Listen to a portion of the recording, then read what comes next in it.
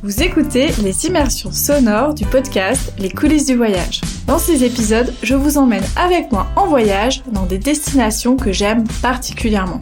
Que ce soit en mode slow tourisme, micro-aventure ou city trip engagé, seul ou accompagné, suivez-moi dans ces escapades durables.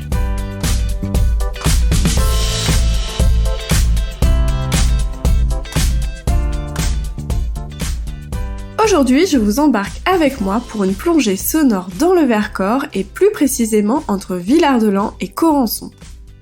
Un joli territoire de moyenne montagne plein de caractère et particulièrement propice aux activités de plein air et aux micro-aventures en tout genre. Je vais d'ailleurs en tester plusieurs tout en rencontrant les acteurs qui façonnent ce territoire.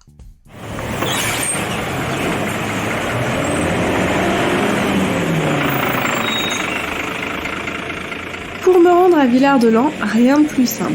De bon matin, il me suffit de rejoindre à pied la gare routière de Grenoble et de monter dans le bus Transisère T64 ou T65. En une poignée de minutes, la ville s'éloigne déjà. La route va devenir plus sinueuse à mesure que les reliefs si caractéristiques du Vercors apparaissent. Après 1 heure, le nez collé à la vitre du bus pour contempler les flancs abrupts du Vercors, j'arrive dans le centre de Villard-de-Lans où l'activité bat son plein car c'est jour de marché.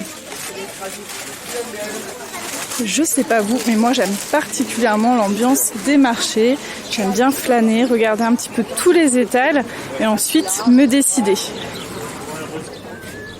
En cette saison, les étals sont particulièrement colorés et je crois que je ne vais pas résister à l'envie d'emporter avec moi quelques cerises de l'Isère, des abricots de la Drôme et peut-être même quelques fraises.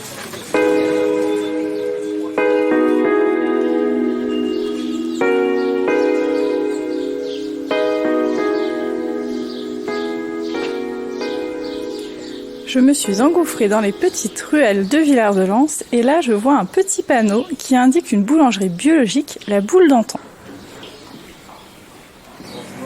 Bonjour. Il y a de l'ambiance ici. Ouais. Vous travaillez dans la joie et la bonne humeur? Ouais, on essaye. Ce qui est très sympa dans cette boulangerie, c'est qu'on peut voir directement les personnes travailler. Exactement. Là vous êtes en train de pétrir. On nous va pétrir le matin, on nous va diviser et de façon à ce que tout est présenté devant les clients.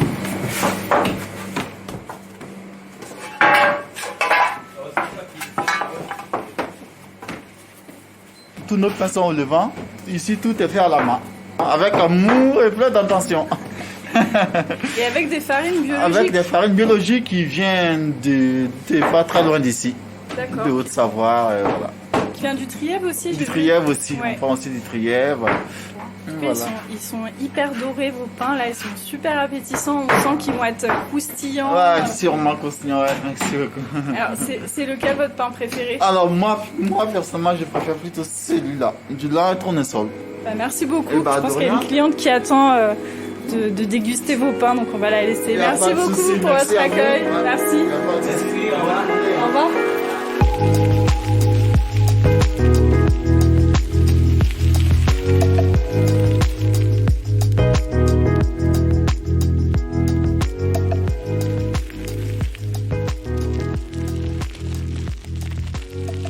Pour commencer l'exploration de ce territoire, j'ai choisi le vélo. Grâce à la Via Vercors, cette voie douce qui traverse le Vercors sur plus de 55 km, je vais facilement pouvoir découvrir les paysages en toute tranquillité à l'écart de la route. Depuis Villard-de-Lans, je souhaite aller à Côte-de-Mille où m'attend une activité que j'adore. Avec mon VTT à assistance électrique, le dénivelé potentiel ne me fait pas peur. La première montée ne tarde d'ailleurs pas à arriver. En direction de la colline des Bains, j'accède à un premier panorama à 360 degrés sur le village de Villard-de-Lans. En toile de fond, le Vercors et son emblématique montagne de la Grande Moucherolle dont la pointe se distingue nettement. En suivant la signalétique orange de la Via Vercors, je longe le lycée climatique jusqu'à un passage en forêt. Là, les anciennes pistes de luge des JO de 1968 semblent figées dans le temps. La forêt se clairsème petit à petit pour laisser place aux champs et pâturages. Ensuite, l'horizon se dégage sur le hameau typique des Pouteilles avec ses maisons à toit en pignons losés, comme en forme de petit escalier. Je m'y engouffre jusqu'à trouver une belle fontaine ornée d'une sculpture d'ours, puis j'aperçois les télécabines.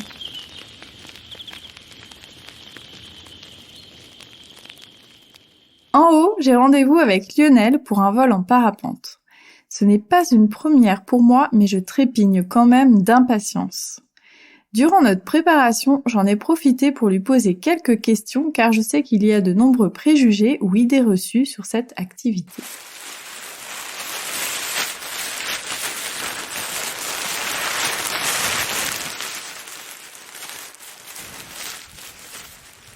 L'école Alto existe depuis 1990 et propose du parapente sur le plateau du Vercors. Des stages d'initiation à la progression jusqu'au perfectionnement. Nous avons une activité aussi de baptême pour découvrir l'activité par le biais de vol tandem avec un moniteur et un passager. Alors justement, souvent on a l'impression que le parapente, ça s'adresse un peu aux casse-cou. Est-ce que vous êtes d'accord avec ça? Qui peut pratiquer finalement du parapente?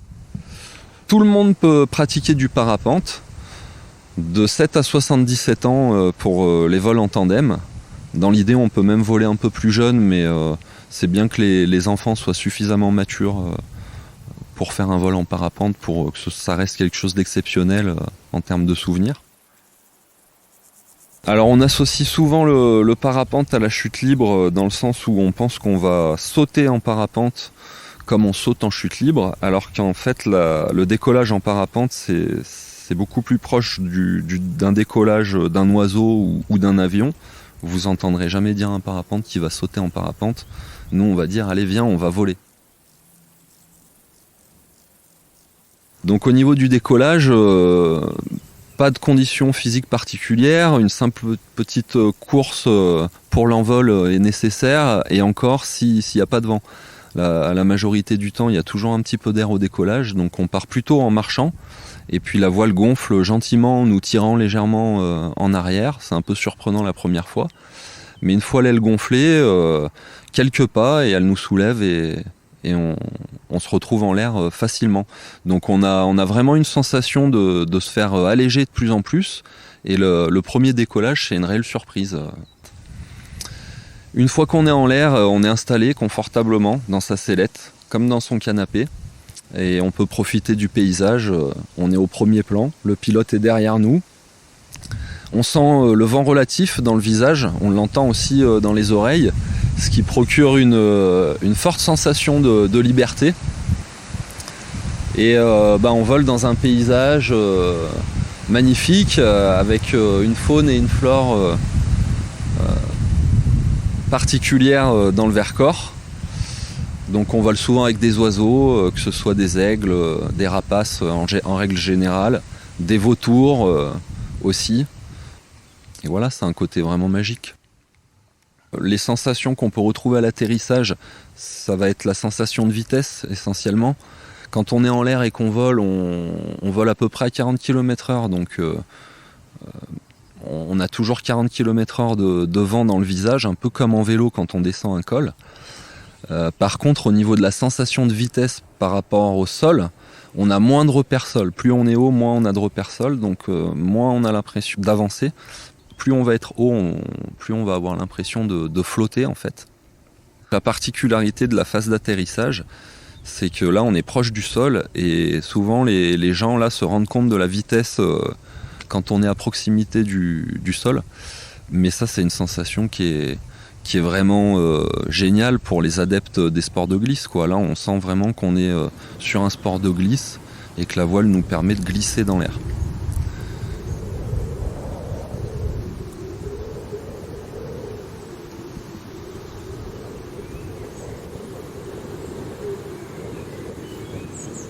Comme à chaque vol en parapente, la sérénité me gagne. Je ressens une chance immense de côtoyer les oiseaux, d'être caressé par le vent et de dominer ces immensités montagneuses.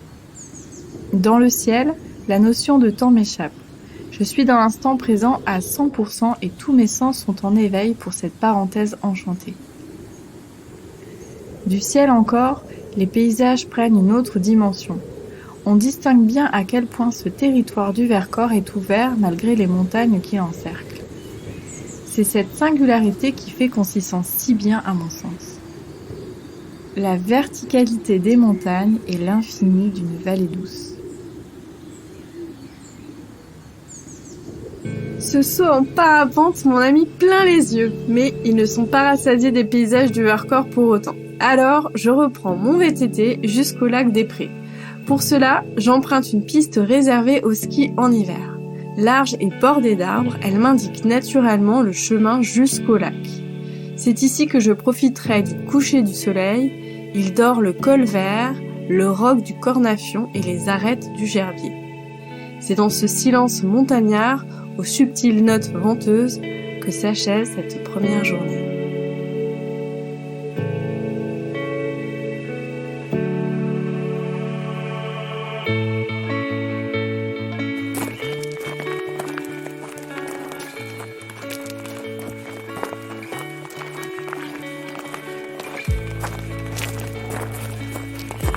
Aujourd'hui, après avoir rendu mon vélo et atteint Corançon en prenant le bus T67, je retrouve François Pierrard, accompagnateur montagne pour le bureau des accompagnateurs nature et patrimoine.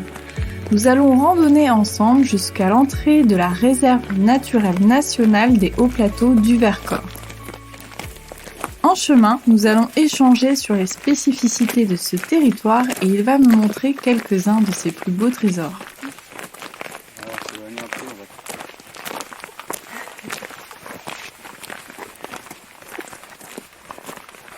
On se rapproche doucement de la réserve naturelle des Hauts Plateaux du Vercors. Est-ce que tu peux nous dire quelles sont les spécificités de cet endroit ? La réserve, c'est 50% de milieux forestiers et 50% de milieux ouverts. Donc les milieux ouverts, ça va être les prairies, les alpages, mais aussi les milieux rocailleux, ce qu'on appelle aussi les lapiazes, la roche à nu. Le Vercors, c'est un massif calcaire, 100% calcaire. C'est issu de la sédimentation de la mer alpine qui a eu lieu entre moins 165 millions d'années et 65 millions d'années. Donc là, on est dans une jolie forêt et puis au pied de la forêt, regarde, il y a plein de blocs, de gros blocs calcaires. Alors l'explication de comment ces blocs se sont retrouvés ici en forêt, souvent en montagne, on a envie de regarder les cimes des montagnes et on pense que ces blocs se sont arrachés de la montagne pour venir tomber par gravité ici.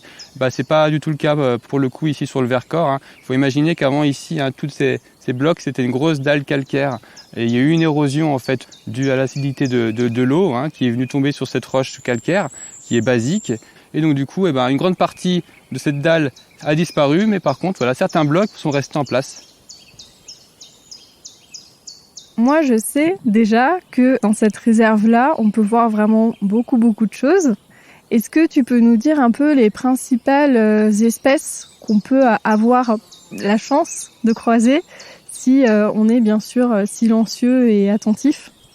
On a la chance sur le Vercors d'avoir les 6 ongulés de France. Donc il y a le chevreuil, le cerf, le sanglier, et après les ongulés plus de montagne, le chamois, le bouquetin et le mouflon.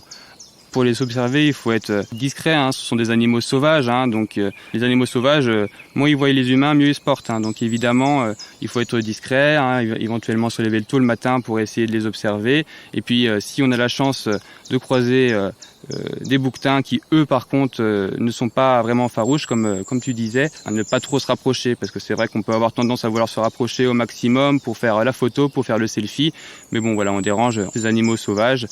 Sur la réserve, on pourrait croiser les 2 emblèmes du parc, qui est le tétralyre, famille des galliformes, famille des poules, et également la tulipe sauvage. C'est une très jolie fleur qui est jaune. Durant notre randonnée, nous n'avons pas eu la chance de croiser cette emblématique tulipe. En revanche, nous avons bel et bien aperçu de nombreuses fleurs jaunes aux étonnantes propriétés. Elles ont été autant d'occasions pour faire de jolies pauses et accroître mes connaissances en botanique.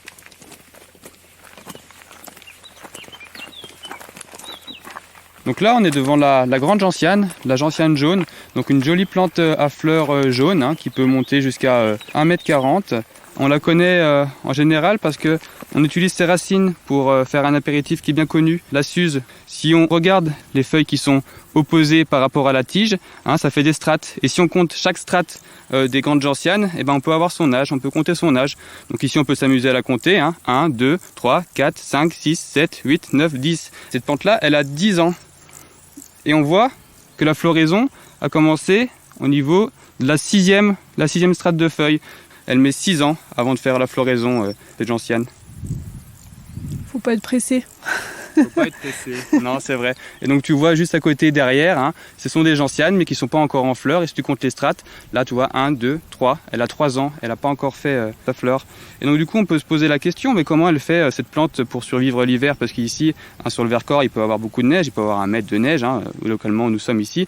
Il faut s'imaginer que la plante en partie superficielle, elle va faner. Par contre, son système racinaire, sous terre, a toutes les réserves nécessaires pour subsister pendant la période hivernale. La neige va fondre, la plante, la gentiane va repousser avec une strate de plus pour l'année suivante. C'est bien fait la nature. Rien n'est fait au hasard dans la nature. Et on va continuer notre petit chemin. Donc nous sommes devant la digitale, une jolie fleur avec de belles clochettes jaunes. Jolie, mais attention parce qu'elle est toxique celle-ci.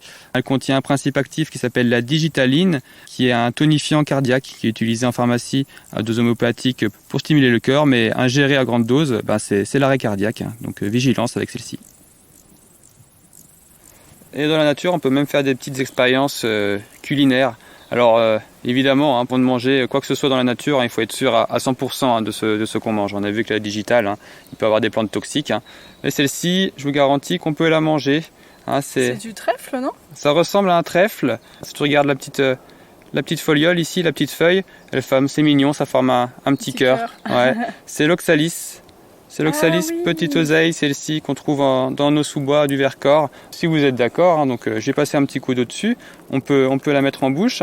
On l'appelle, c'est un petit goût particulier, vous allez voir. On l'appelle aussi le bonbon du bûcheron. Vous allez comprendre pourquoi. Oula, j'ai peur.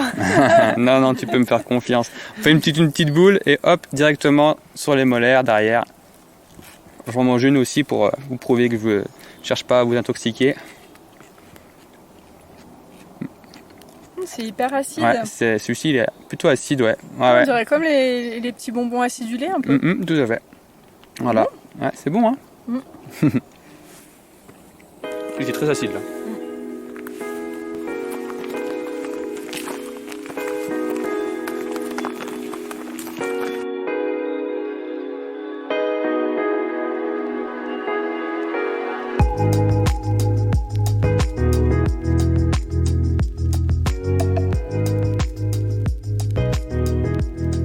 Donc il y a la possibilité de traverser cette réserve naturelle des hauts plateaux du Vercors.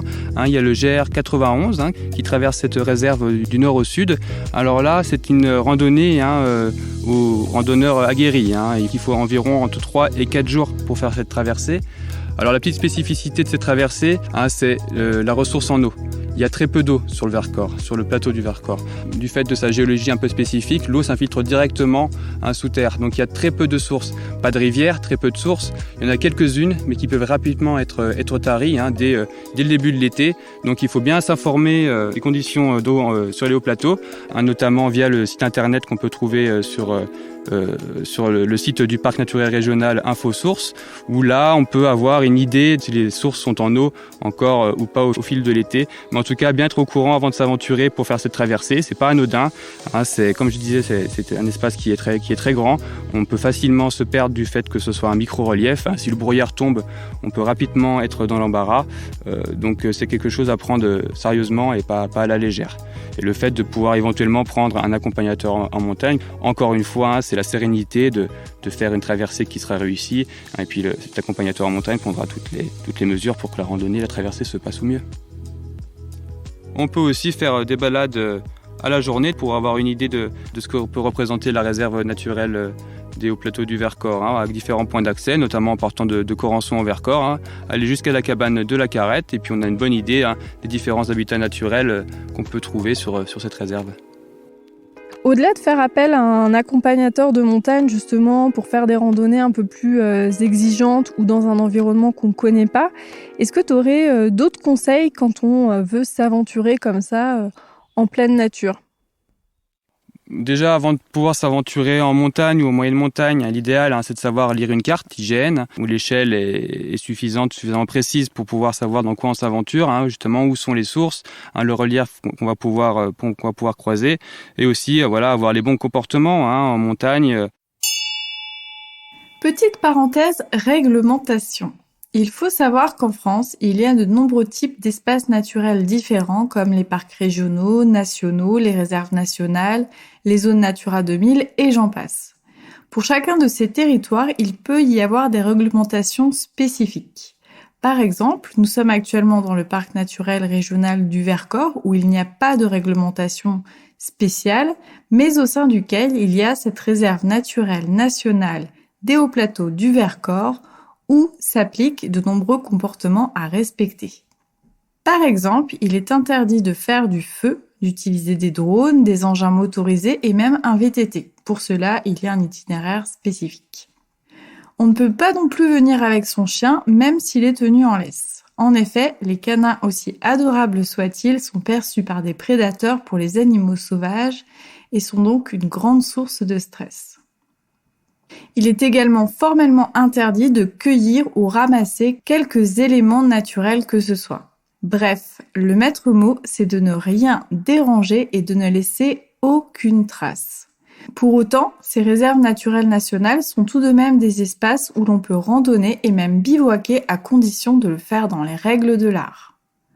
On plante sa tente au coucher du soleil et on repart tôt le matin. De cette manière, on n'abîme pas trop la flore alpine.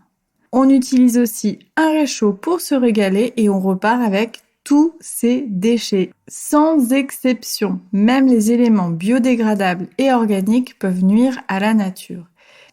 Si ces réglementations peuvent sembler contraignantes, les respecter est nécessaire si on veut continuer à pouvoir profiter de ces paysages naturels. Les partager en bonne intelligence est vraiment la clé. Cette randonnée était magnifique. Elle a creusé ma curiosité, mais aussi mon appétit. Et comme je le dis souvent, après l'effort, le réconfort.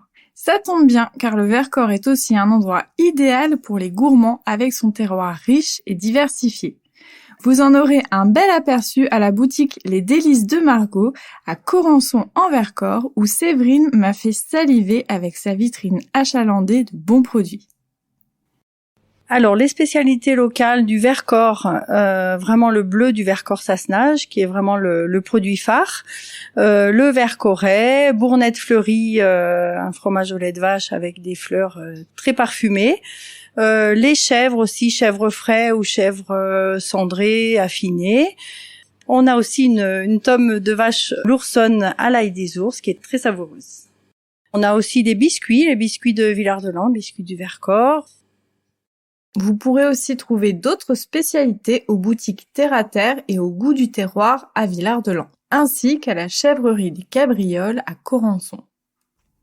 Mais il y a aussi des produits plus insolites qu'on ne s'attend pas à trouver et qui peuvent être de belles idées de souvenirs à ramener. C'est ce que je vais découvrir en allant à la rencontre de Mélanie qui va clôturer en beauté cet épisode.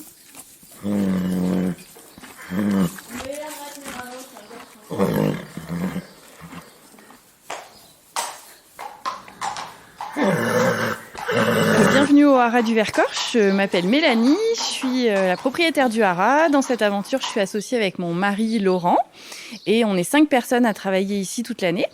Notre activité en fait est répartie en plusieurs activités. On est centre équestre, école d'équitation. On accueille aussi les petits avec le ludiponey, les chevaux miniatures. Et puis on est éleveur, producteur de lait de jument en bio et on fabrique nos cosmétiques et nos compléments alimentaires qu'on commercialise sous notre marque Perle de Jument. Et qu'est-ce qui vous a donné envie d'utiliser ce fameux lait de jument qui a l'air d'avoir de nombreuses vertus ? Ça a commencé quand j'étais petite, avec des problèmes un peu digestifs. En fait, mes parents, un peu en désespoir de cause, m'avaient emmené voir une naturopathe, puisque tous les traitements médicamenteux avaient échoué. Et elle m'avait prescrit une cure de lait de jument en gélule. Et en fait, les bienfaits avaient été immédiats. Et plus tard aussi, pour tout ce qui était problème de peau par exemple, ce genre de choses, en fait, le lait de jument a toujours apporté des solutions qui étaient étonnantes, puisqu'on ne s'attend pas forcément à ce genre de traitement entre guillemets. Et du coup, on s'était toujours gardé dans un coin de notre tête de valoriser ce beau produit. Donc c'est une manière de retomber en enfance d'une certaine manière, c'est un souvenir d'enfance aussi ce lait de jument. C'est un souvenir d'enfance, bien sûr, mais on allie aussi notre passion des chevaux, de la nature et des bons produits en fait respectueux de l'environnement également. La collecte du lait de jument est particulière puisqu'en fait les juments n'ont pas du tout le même mode de production que les vaches, les chèvres ou les brebis. En fait, les juments, c'est comme les femmes, c'est comme les mamans humaines. Elles produisent leur lait en fait uniquement en présence de leurs petits.